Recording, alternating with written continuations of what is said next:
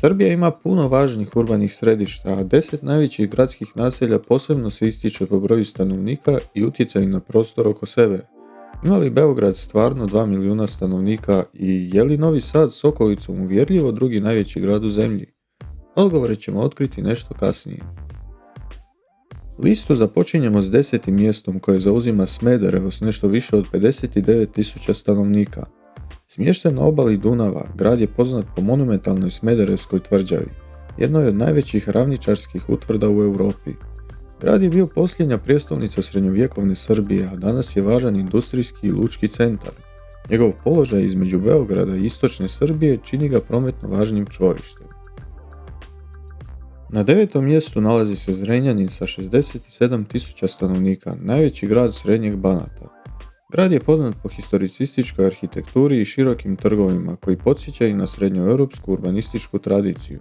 Nekad važno industrijsko središte, Zrenjanin je desetljećima bio simbol vojvođanske proizvodnje, a i danas predstavlja najvažniji centar srpskog Banata.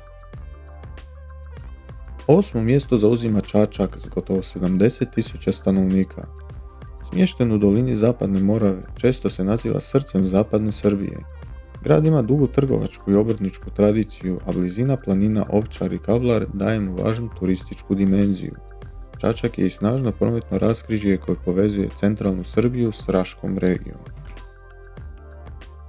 Na 7. mjestu je Novi Pazar s više od 70.000 stanovnika. Smješten u Raškoj regiji, grad ima jednu od najmlađih demografskih struktura u zemlji. Povijesno je bio važna točka na trgovačkim putevima između Balkana i Jadrana. Danas se ističe specifičnom kulturnom i arhitektonskom baštinom te dinamičnim urbanim rastom. 6. mjesto pripada Pančevu sa 73.000 stanovnika. Smješten tik uz Beograd, Pančevo je praktički dio njegove šire urbane zone. Grad je poznat po industrijskoj tradiciji i rafineriji, ali i po razvijenom kulturnom životu i blizini rijeka Dunav i Tamiš. Njegov razvoj snažno je povezan s rastom srpske prijestolnice. Na polovici smo liste, a 5. mjesto zauzima Subotica s 89.000 stanovnika. Smještena na samom sjeveru zemlje uz granicu s Mađarskom, Subotica je poznata po jedinstvenoj secesijskoj arhitekturi. Gradska vijećnica se ubraja među najljepše primjere arhitekture tog razdoblja u ovom dijelu Europe. Subotica je važan prometni i gospodarski most između Srbije i Mađarske.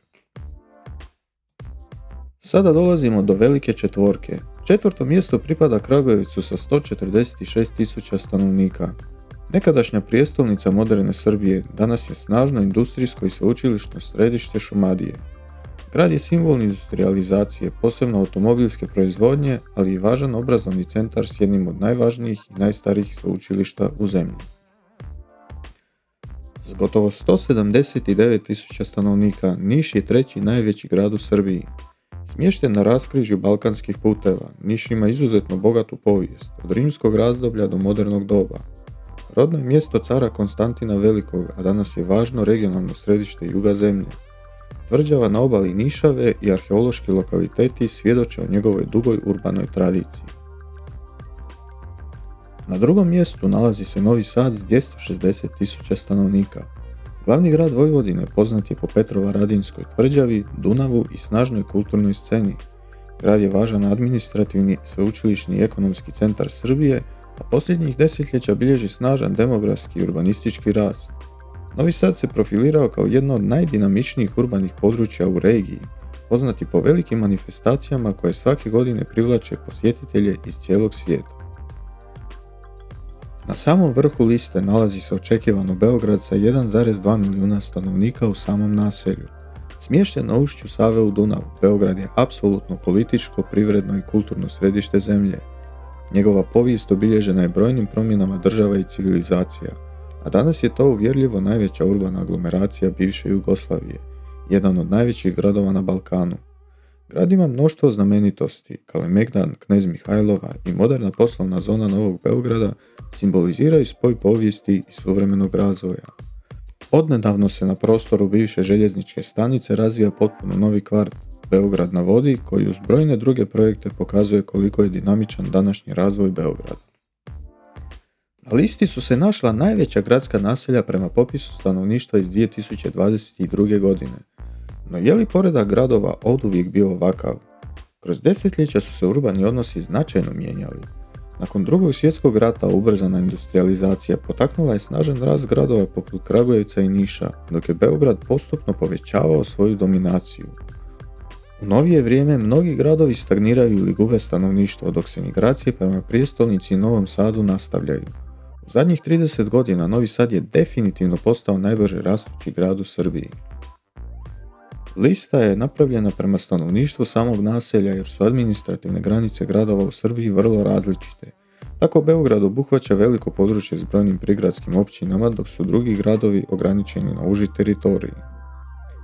Ako s druge strane promatramo gradove zajedno s njihovom bližom okolicom, slika se dodatno mijenja.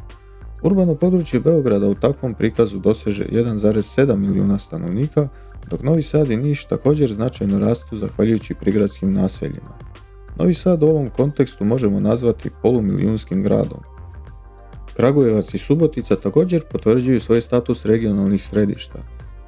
S okolicom svi gradovi na listi prelaze 100.000 stanovnika osim Smedereva koji ima nešto uže definiran administrativni teritorij, odnosno općinu. Sada idemo odgovoriti na prvo od dva uvodna pitanja, a to je ima li Beograd 2 milijuna stanovnika? Brojke veće od 2 milijuna pojavljuju se tek ako promatramo proširenu metropolitansku regiju i u beogradski prostor uključimo okolne općine poput Stare Pazove, Inđije, Pančeva, Aranđelovca i drugih. U tom slučaju Beograd s tako definiranom proširenom okolicom koja obuhvaća duplo veće područje od Beogradskog okruga doseže 2 milijuna stanovnika. Upravo zato konačan broj ovisi uvelike o tome kako definiramo granice grada i njegove okolice. Na ovaj način vidimo kako brojke i definicija urbanih područja mogu promijeniti percepciju veličine gradova. Je li Novi Sad uvjerljivo drugi najveći grad u zemlji? Postoji grad koji se često zbog složene geopolitičke situacije izostavlja iz ovakvih lista. Možete li pretpostaviti o kojem se gradu radi? Ako pogledamo i širi teritorijalni prikaz te usporedbu uključimo i druga velika urbana središta, lista bi dobila još nekoliko novih imena. U takvom usporednom prikazu među 10 najvećih gradova ulaze Priština i Prizren. Promatrana s okolicom, Priština ima nešto veći broj stanovnika od Novog Sada, pa bi u tom slučaju zauzela titulu drugog mjesta u poretku gradova s okolicom, dok bi samo naselje bilo peto na listi. Ovaj primjer pokazuje koliko definicija prostora i način promatranja mogu utjecati na konačan poredak gradova. Od posljednjeg mjesta do Beograda prošli smo kroz 10 najvećih gradova Srbije. Svaki od njih nosi vlastitu priču, od industrijskih centara i povijesnih prijestolnica do modernih kulturnih središta. Brojke na popisima se mijenjaju, poredak se s vremenom prilagođava novim demografskim trendovima, ali urbani identitet ovih gradova i dalje oblikuje prostor i društvo Srbije. Je li vas poredak gradova iznenadio? Napišite svoje mišljenje u komentarima i uskoro se čujemo s nekim novim videom.